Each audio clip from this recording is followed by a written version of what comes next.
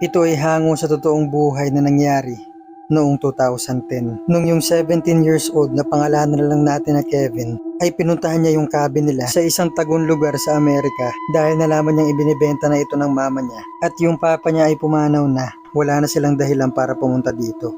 Nung una, ayaw niya sanang pumayag na ibenta ito. Pero may point naman yung mama niya na wala na silang dahilan para pumunta dito dahil yung papa niya lang naman ang dahilan kaya nila binili to. Nagpaalam na lang siya sa mama niya na baka pwede ay dun muna siya ng ilang araw para alalahanin yung mga ginawa nila dun ng papa niya mula nung bata pa siya. Sabi ng mama niya ay okay lang para din makapag-relax siya dito at tumawag na lang siya kung kailan niya gustong umuwi. Kaya't pumunta siya kaagad dun sa cabin nila.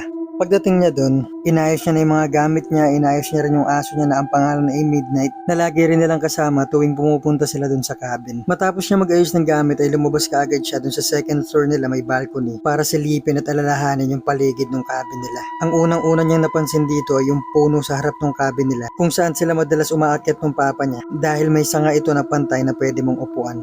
At inubos niya yung oras niya sa pag-aayos ng cabin hanggang sa paglilinis sa labas nito. Hanggang sa umabot na ng gabi, hindi niya maiwasang maramdaman na mayroong nakatingin sa kanya. Ilang beses ang palinga-linga at palingon-lingon sa likod niya. Pero dahil gabi na at madilim ay wala siyang makitang kahit ano sa paligid niya kundi mga punong malalaki. At dumating sa punto na nadaanan ng mata niya yung puno sa harap ng cabin nila. Tinitigan niya lang ito ng matagal. Nagtataka siya kasi parang nakatingin din ito sa kanya. At dahil hindi na siya komportable sa labas ay pumasok na siya sa loob at nanood ng TV at naglaro sa PlayStation niya.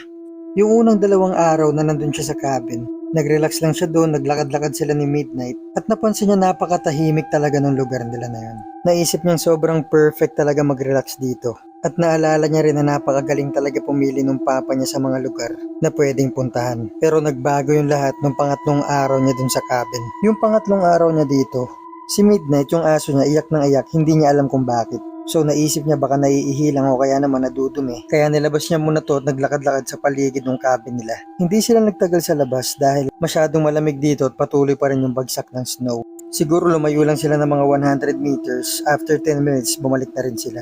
At pagbalik nila nung nasa labas na siya ng cabin, nakita niya may mga bakas ng yapak sa snow galing sa gubat dun sa gilid ng bahay nila papunta sa harap nito. Pero ayon dun sa mga bakas ng yapak, mukhang hindi naman to lumapit sa pintuan nila. Huminto yung bakas ng paa siguro mga 10 meters mula dun sa gilid ng bahay nila. Tapos mukhang bumalik din naman kung saan ito nanggaling.